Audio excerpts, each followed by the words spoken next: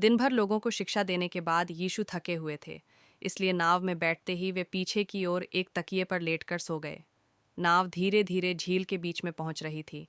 सब कुछ शांत था, लेकिन अचानक आसमान बदलने लगा। काले बादल छा गए और तेज हवा चलने लगी। कुछ ही पलों में भयंकर तूफान आ गया।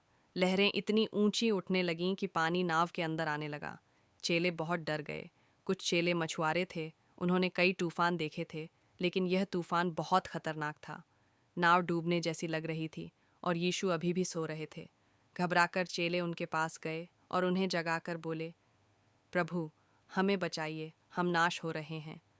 यीशु उठे और चेलों को देखकर बोले, तुम क्यों डरते हो? तुम्हारा विश्वास इतना कम क्यों है? फिर यीशु खड़े हुए और उन्होंने हवा और समुद्र को डांटते हुए कहा, शांत हो, थम जा। जैसे ही यीशु ने यह कहा, उसी पल हवा रुक गई और समुद्र बिल्कुल शांत हो गया। कुछ क्षण पहले जो झील भयानक तूफान से गरज रही थी, वह अब बिल्कुल शांत थी। चेले यह देखकर आश्चर्य से भर गए। वे एक दूसरे से कहने लगे, यह कौन है? हवा और समुद्र भी इसकी आज्ञा मानते हैं। उस दिन चेलों ने समझा कि यीशु केवल एक शिक्षक नहीं, बल्कि परमेश्वर की शक्ति से भरे हुए हैं।